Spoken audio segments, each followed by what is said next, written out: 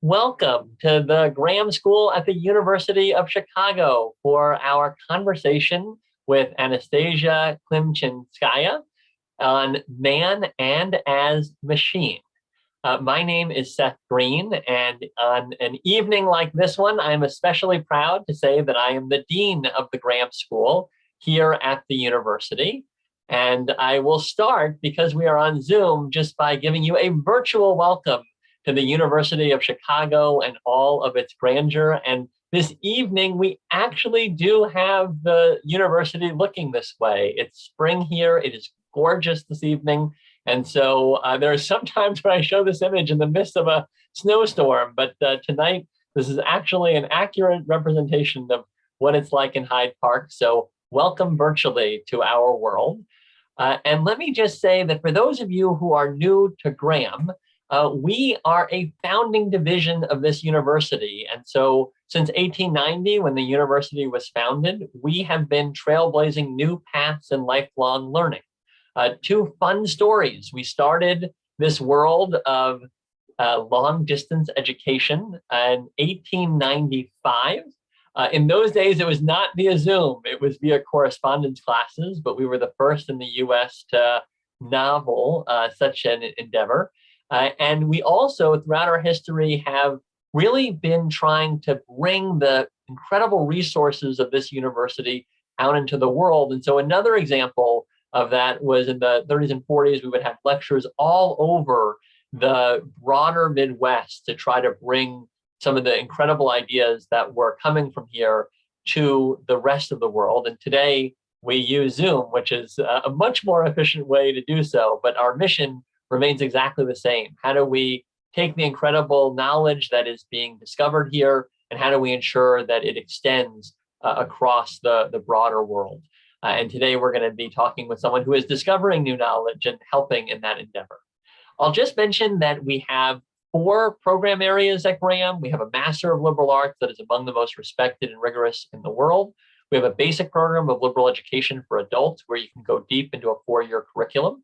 We have open enrollment where you can explore across the disciplines, and that is where this extraordinary partnership with the Institute on the Formation of Knowledge and our Novel Knowledge series is located. And we're incredibly grateful to have incredible postdoctoral researchers, and we're going to be talking to one of them in a moment.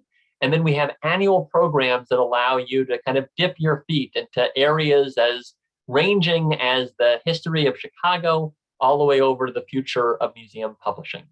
But you are here tonight for a specific reason. You want to begin thinking about how we can look at the concept of the machine over time. And so I'm going to stop sharing my screen so you can see the person that we are going to be talking with, Anastasia Klimchynskaya. And let me just add a little bit of biographical information before I ask the first question. Dr. Klimchynskaya is a postdoctoral fellow at the Institute on the Formation of Knowledge at the University of Chicago, where she works at the intersection of technoscience, literary narrative, and the cultural imagination to examine how our fictions shape our technologies and our ideas about them. Her research approaches this through science fiction, focusing on how the rise of the genre in the 19th century reflected changing relations between humanity and the natural world during industrialization. And so I'm now eager to talk with you, Anastasia, and I know that you are a historian of ideas. So I want to start there, and then we'll jump into the course that you'll be teaching this summer. And so what is a historian of ideas, and how did you come to focusing on this particular idea of the machine for your research and teaching? So first, let me just say, thank you for having me here. It's such a pleasure, and I'm so delighted to be speaking with you. And I noticed that you've spotlighted my video, so I just have this big image of myself on my screen. Feel free to spotlight yourself as well, so it's more of a conversation. Perfect. Perfect. Yeah, there we go. We're side by side now. My background is actually in literature. My degree is in comparative literature, and I've always been interested sort of in the intersections between literature, culture, and science and technology. So how sort of scientific ideas and also ideas about science, ideas about particular technologies intersect with culture, with literature, with the arts.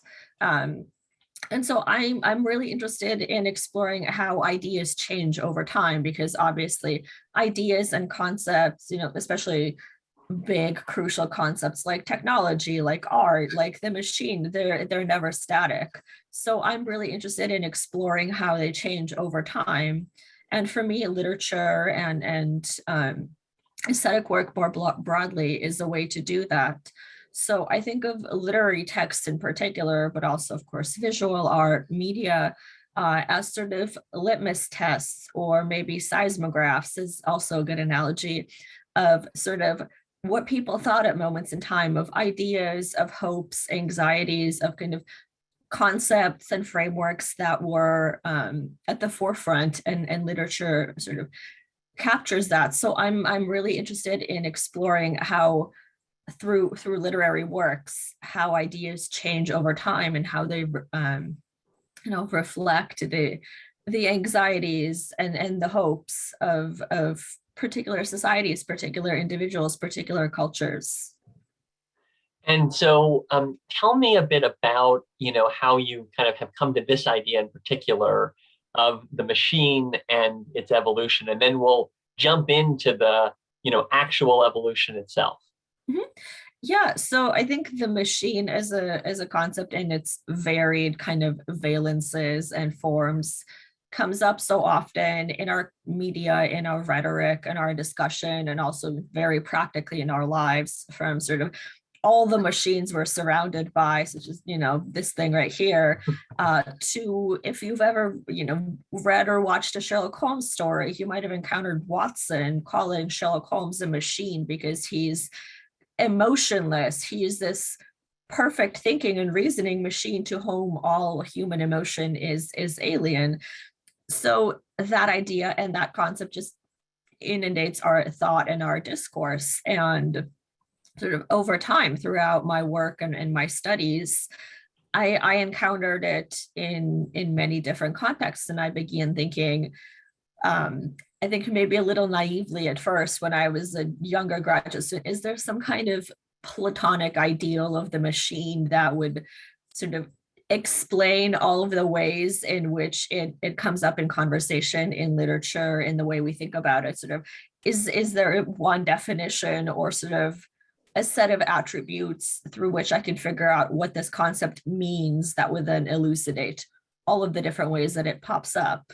And then as I started, reading and researching more on this, I realized that it's actually a concept with so many valences that have changed and transformed over time, and that, it's been this concept that different thinkers and philosophers and writers, and artists and, people of all sorts have sort of used and transformed and appropriated for their own ends, to kind of express their own ideas or their own concerns, to use it as a metaphor for sort of certain things they were trying to work out. And so I began to kind of trace, all of these different valences and how they're imbricated with political, economic, technological, cultural transformations that have shaped the Western world over the past few hundred years. Well, so let's start where your course does. And, I know that you start in the Renaissance. And so, I'm curious, to your point about how different people have appropriated this concept over time. What was the role of machines at that time? And then how did different people, including philosophers, understand and begin to conceptualize the machine? Yeah, so I should begin obviously with a caveat in that sort of there's no way that this course or any kind of narrative about this topic can be exhaustive. So I do start in the early modern period as sort of an area where sort of that's where I feel like I could speak to. And so the first works that we look at in my course, and sort of where I start that kind of history, is with philosophers like Descartes and the French philosopher Johann de la Mettrie, who wrote this text called Man is Machine, or Machine Man in French, it's L'homme machine. And so these were philosophers who were essentially using the machine as this kind of thought experiment to debate the nature of the soul, and to debate sort of, do we have a soul? Do we have something that exists within us that is kind of greater than the mechanical sum of all of the parts of our bodies? In some ways, it's like the hard problem of consciousness we talk about today. You know, how does the mind emerge from the brain? And so Descartes essentially argued that sort of, if we use the analogy of the machine, that's a bad analogy. It's an analogy that can apply to animals because they only have sort of a certain number of actions and emotions. You know, they're interested in hunger and survival and sort of kind of very, very limited desires. Whereas human beings are complex. We have thoughts and we have ideas and feelings and language and communication. And so for him, essentially the kind of the finite that there was no way that a finite number of levers and cogs and springs in a mechanism could sort of account for that myriad of human experiences and actions and desires. And so therefore there must be something greater, which is, you know, the soul that directed sort of our interiority. Whereas for this other philosopher that I mentioned, de la Mettrie, you know, he essentially argues the complete opposite, that human beings are similar to animals in many ways. We're affected by our environment and by what we would today call genetics. You know, we have these desires to survive, to procreate, to eat, etc. And that can't be accounted for by essentially a finite number of gears and levers. And so you can see how the machine is just essentially like a tool for thinking through this kind of metaphysical debate. Yeah, yeah, very interesting. And I mean, you know, what's amazing is to read them now when we're in such a different world when it comes to technology. And so we'll get to that. But before we do, I want to make sure we kind of follow the evolution to today. And so obviously, there are many points of inflection. I know your course kind of covers across them, but just for the simplicity of our kind of shorter conversation, I'd love to move us to this period of industrialization in the late 18th century, because, you know, as I understand the work that you've been focused on, this is another really transformational moment, both in the machine's role in society because of industrialization itself, as well as in the changing understanding of the machine. And again, there are philosophers and major political thinkers that are entering into this conceptualization. And so tell us about what's happening in this moment of evolution. Yeah, so industrialization begins in Britain in the late 18th century. In France, it begins a little later because of the Napoleonic Wars. But essentially, it's this transformational moment where truly sort of the scale at which technologies transform human life just sort of completely explodes. You get all of these factories and mass production, people, you know, coming to cities.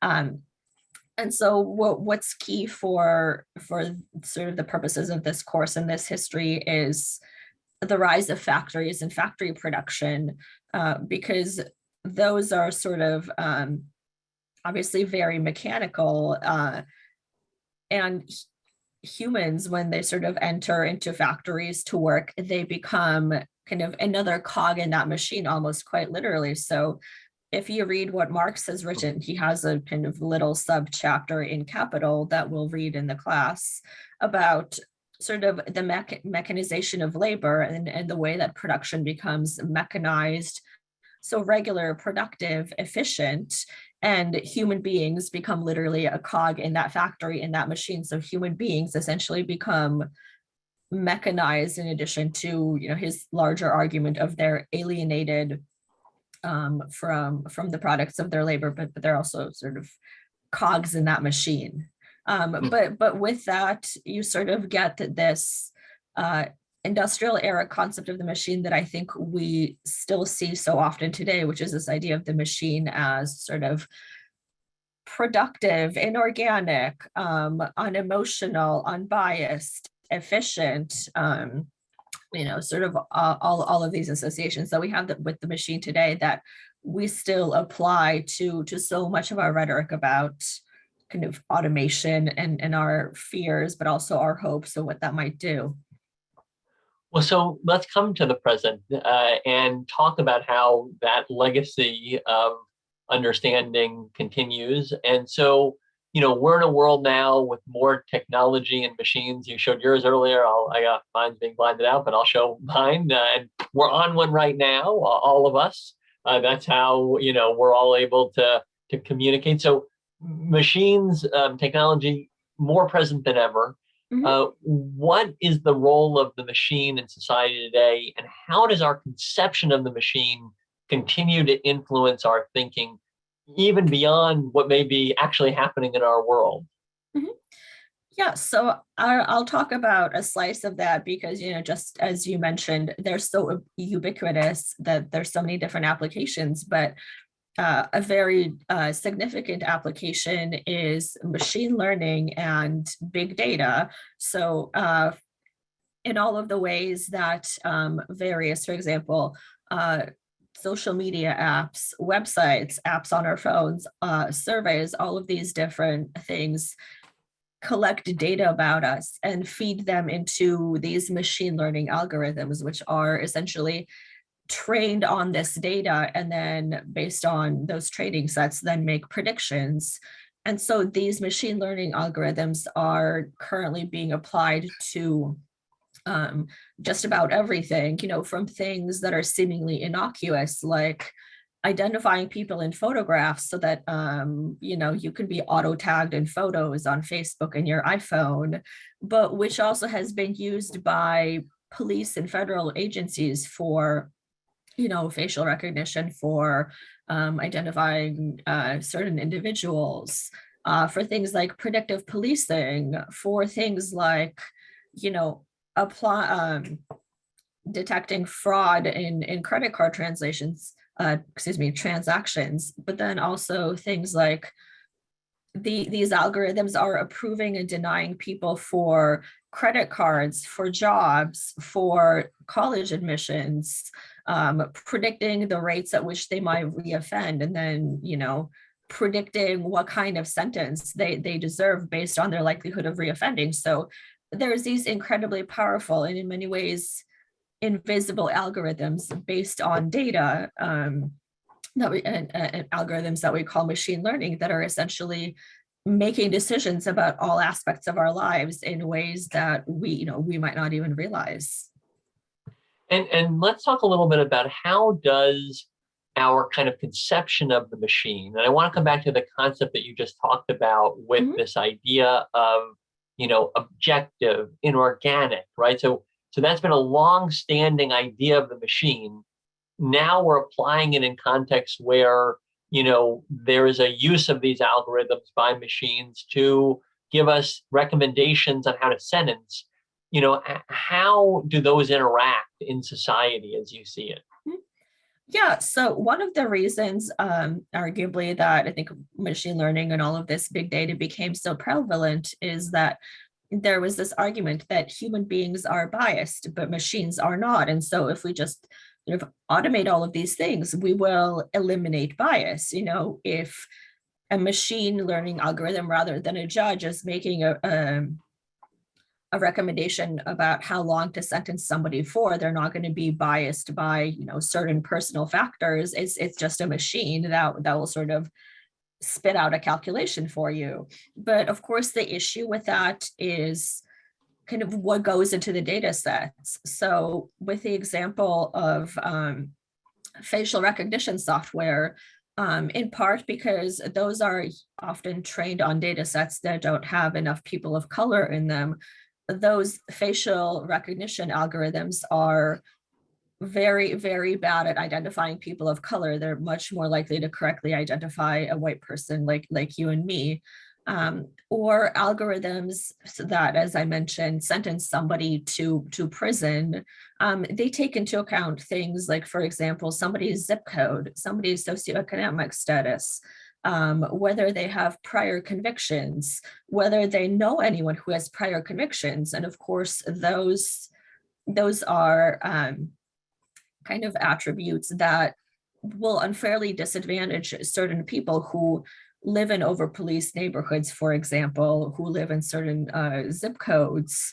And so we have this conception that because it's a machine, because it's unemotional, emotionless, and kind of objective, it'll be unbiased. It'll make everything fair. But in reality, because of the kinds of data sets it's working with and what we put into it, it really just kind of automates that bias, but also hides that fact because we think there can't possibly be bias. And of course, there have been some wonderful scholars and data scientists recently who have come out and written many, many books about this and about the way that these algorithms have exacerbated inequality. But to this day, there's still pushback so often. I see it very often, even from, leading thinkers and politicians who say, well, it's a machine, it's not a person. How could it possibly be biased? So that conception of the machine that we have,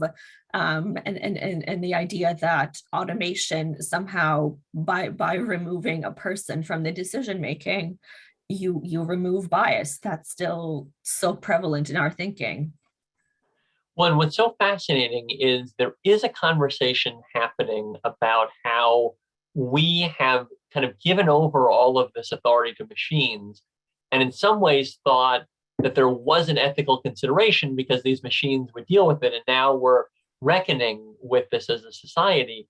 What's fascinating to me is how your work really shows us where these concepts originally come from, and how we kind of originate with these frames of objectivity and why in many ways that initially blinds us to the challenges or the ethical considerations. Because when we're first conceiving of these ideas where machines are going to use these algorithms, it almost feels like what could be an ethical question when the machine is doing it, not a human. And of course, once you look at it, it's obviously embedding all of our human assumptions and biases into it. So fascinating. And I would ask more questions, but there are many Well, coming into the chat. well, Oh yeah, in go that ahead. case, I can just make one final comment, which Please. is Yeah. sort of, I think, to take us back to where I began with my interest in literature and the history of ideas, which is that our stories and our narratives, our fictions, very much shape the way that we think. They're the lenses through which we look at the world.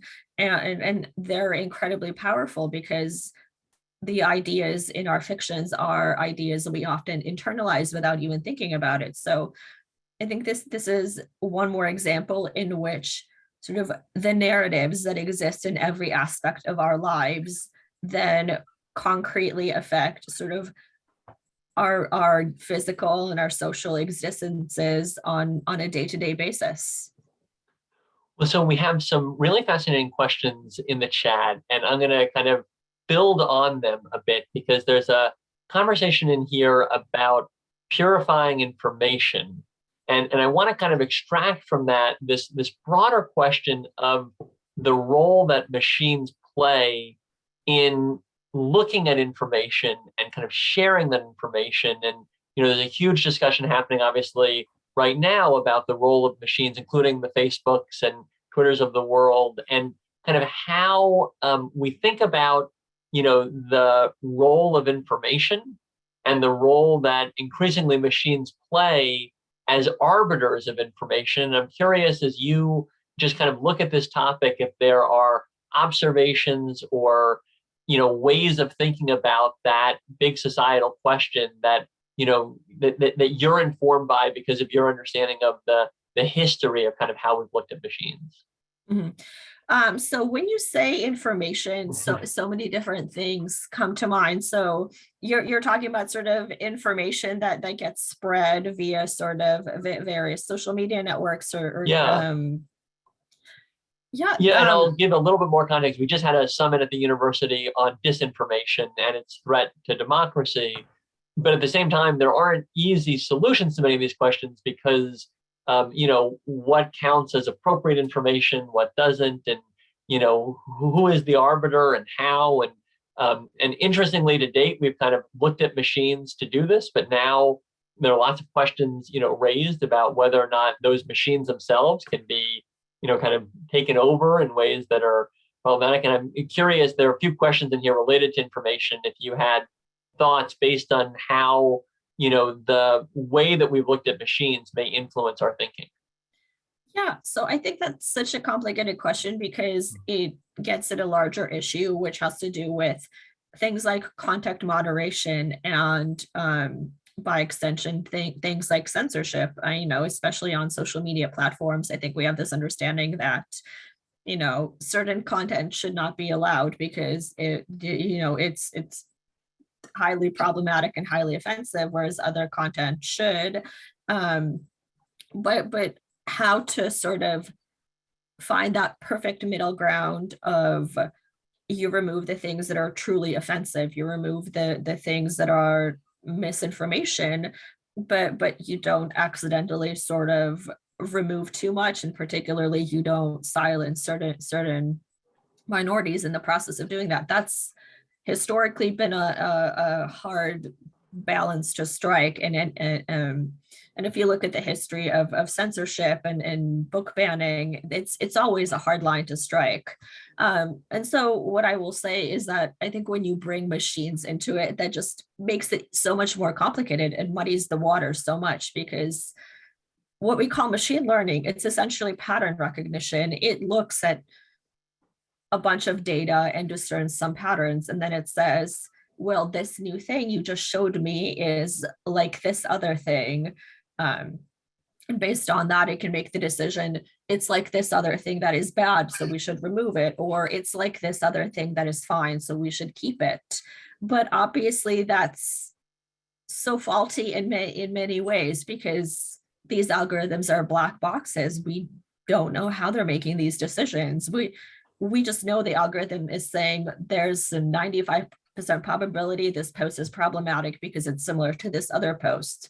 So I don't really have an answer to this large problem of misinformation and censorship. It's something we've been struggling with for a long time. I will just repeat that I think that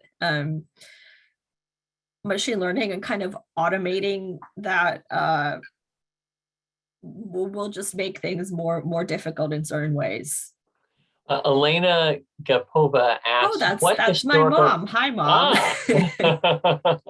All right. Well, you come from clearly a family that's very thoughtful and brilliant. She has a great question here. What historical period do you consider the most fascinating from the point of view of ideas regarding men and machines?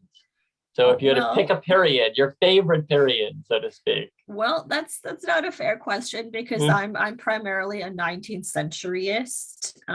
That's the period I work on, and that's the period when I see science fiction emerging, in part as a response to industrialization. So I think that that's the moment that is so very interesting, in part because of all of these ideas about the mechanization of labor as kind of mass production and industrial production comes about. But then you also start having all of these early ideas about heredity, which is a 19th century word Émile Zola used for essentially kind of genetics, and particularly the passing down of genetic diseases. So there was all of this interest in the human body as this sort of almost organic machine that is sort of programmed and determined by what we've inherited and our environment, which, if you want to put it in 20th century terms, and that's sort of a juxtaposition I make on my syllabus, that's somewhat similar to the way that today we often talk about DNA as sort of the computer code that programs us as humans and our behaviors. So you have that kind of advent of positivism and determinism that suggests you can kind of know all of human behavior, what somebody is going to do, how they're going to act, because this sort of it's very predictable based on genetic environmental factors. And then you also have the rise of science fiction as this wonderful new genre that envisions all of these different possibilities, from Frankenstein, who creates an organic human being, to this French science fiction author named Villiers de l'Isle-Adam, who writes about Thomas Edison. A fictionalized Thomas Edison is constructing this female android, who doesn't survive to the end of the story, unfortunately, but who becomes this repository for all of these concerns about the woman as other, which get placed into the machine as a different kind of other. And so there's this back and forth between different kinds of otherness. So there's really, I think, this richness of ideas during that century. But again, I'm human. I'm not a machine, so of course I'm just a little biased. We're all biased, I guess, is an observation that you're helping us to come to, machine or person. Michael Price asks, why not start with Archimedes' simple machines? And maybe you could talk a little bit about just, I know the course doesn't necessarily get to this, but some of the machines and their influences even before the Renaissance.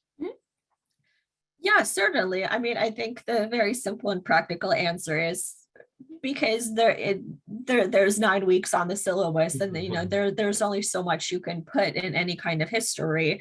I'm not saying that human beings only started making machines in the early modern period. Certainly in the ancient world, there were all sorts of machines, from contraptions underneath temples to open and close doors to sort of various war machines and so on.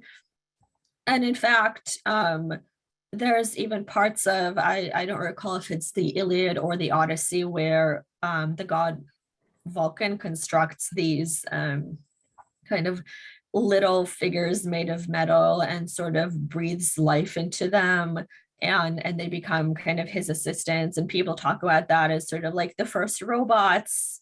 Classicists have written about sort of these moments in classical literature, ancient Greek and ancient Roman literature, where you can maybe see something that's like an android or like a robot or like a machine.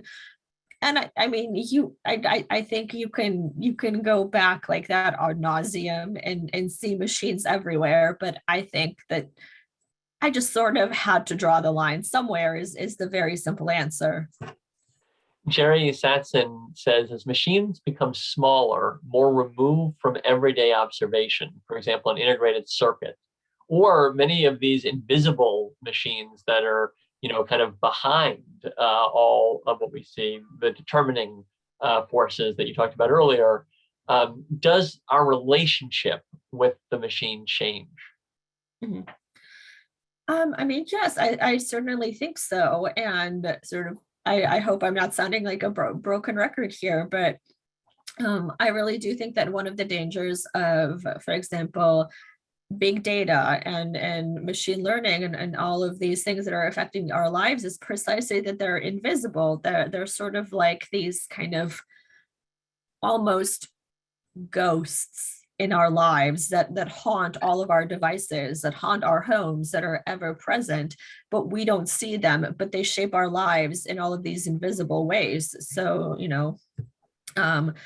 for example, if you ask Google for directions on how to get there, that app is invisibly shaping which path you take, what neighborhood you walk through, what neighborhood you avoid, and so on and so forth. And I mean, that's a small example with potentially not huge repercussions, but there's all of these invisible ways in which these machines, which are kind of black boxes whose functioning we don't understand, we don't really get how they work on the inside, are telling you what to do, are making decisions about you with your data, decisions that affect your future, decisions about whether you get a job, what college you can go to, what your interest rate is going to be on your loan, whether you can get a credit card, what your insurance premium is going to be. So all of these things that affect your life to, a huge degree. Rebecca asked, do you have any thoughts on how we progressed from machines as something deterministic to something probabilistic and more statistically complicated? And you're just giving some examples where those probabilistic and statistically complicated applications. But as that progression has occurred, kind of what are your thoughts on the meaning of that element of it? Yeah, so I might take the easy answer here and just name another very famous academic who can speak to this. There's a great scholar named Ian Hacking who's written this book called The Taming of Chance, which is essentially about the rise of ideas of chance and probability in the late 19th century. But I think to put it to kind of give a cursory overview, I think in the 19th century, you had all of these sort of scientific theories that essentially led to determinism. You had kind of positivism and this conception of a world that is systematic and predictable and essentially knowable. And then you had a lot of new scientific ideas come about that appended that. So for example, relativity and quantum physics, which are probabilistic in nature. We can only know something with a certain amount of certainty. We can't there's no 100% certainty. And I think that very much inflected our thinking. So Spyro Bocalis asked, do you think AI will graduate from being a machine? In other words, is it possible it will come alive and be seen as sentient? Yeah, go for it. I will let you finish the question, but the answer is no. Please. You're already answering. And I'll add to it, it is an interesting world where, our machines are being named after humans, Alexa, and they're in some ways replacing aspects that you usually expect for human to human interaction. So let's hear your thoughts on why the no. Yeah, so I think this comes, I think the reason people think that sort of Alexa or Google Home or our Echo Dot or our Hey Google or whatever is going to suddenly gain consciousness. Oh, see, I said Hey Google and it just came alive on my phone. The reason people think it's going to suddenly develop consciousness is because we have about a century of stories where that is exactly what happens, and stories shape our understanding of reality. But I really do think that calling our machine learning algorithms AI is a misnomer, and it's a misnomer which I'm guilty of myself. I say it sometimes because machine learning is a mouthful, but machine learning is essentially you feed a bunch of data into it and then predictions come out, but it can't think in any sort of way that we might call thinking. We have no idea how it makes its decisions, and it's not because it has some kind of complex way of thinking. It can't speak, it can't explain why it made certain decisions. It can just say this thing is or is not like this other thing. And sort of human consciousness is so much more complex. It's so complex that we don't understand it. In fact, our brains are not complex enough to understand how complex our brains are, which is a little bit of a catch-22. So saying that this kind of little black box that can make predictions with a certain amount of reliability is suddenly going to sort of develop a consciousness is I think something that's just very it seems like a pipe dream to me. And look, maybe I'll be proven wrong. It maybe in 20 years, Ray Kurzweil will turn out to be right and we'll have this singularity moment. But I personally think that that's just sort of people ascribing personhood to their human named devices or assistants because of all of the fiction they've consumed about this. Yeah, so it's that kind of concept kind of influencing but not changing our reality. And I mean, I think it helps that their name is Alexa or Siri or Cortana or whatever it is. And they're programmed with all of these gimmicks where you can ask it sort of, I can say, hey, Siri, can you pass the Turing test? Or are you going to take over the world? Or questions people ask because they've watched the Terminator or any number of stories, and it's programmed with these gimmicky answers of, no, no, I'm a good little assistant. Why would I ever take over the world? And that makes people feel like they're interacting with something that kind of has a little bit of a consciousness that can sort of make decisions about what to say to you, that's talking to you like a person. But no, it's just a bunch of programmers at Google or Apple or Microsoft sat down and programmed it so that when somebody asks, Siri, are you human? Or Siri, can you pass a Turing test? Siri answers this. It's just a protocol that it's programmed with. So we have time for two more questions. Greg Gosick asks, could you comment on the contrast in judging machines by how well they replicate human process versus the effectiveness of machines in yielding a target result, right? So you can kind of think of machines in two different ways optimally. One would be they're able to replicate humans, right? That arbitrary. The other would be getting to a result, building the car or building the widget. And can you just talk about the kind of comment on the contrast in those two ways potentially of judging machines? Yeah, so I will say that as human beings, we are, and I think understandably, very human centric. We think of everything through the human lens. And that's why, for example, when you have fiction with aliens or with androids or robots or AI or any number of things, they act in many ways like human beings because that's how we evaluate the world. We are the yardstick according to which we measure things outside of us.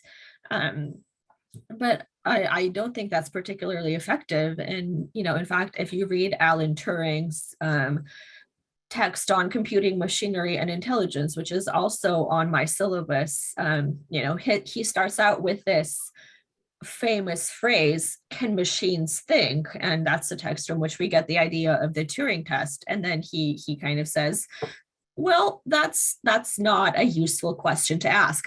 In fact, it's a completely pointless question to ask because machines aren't people. They don't have brains. Let's ask a different question. Let's ask about how machines would behave in a simulated conversation with other human beings.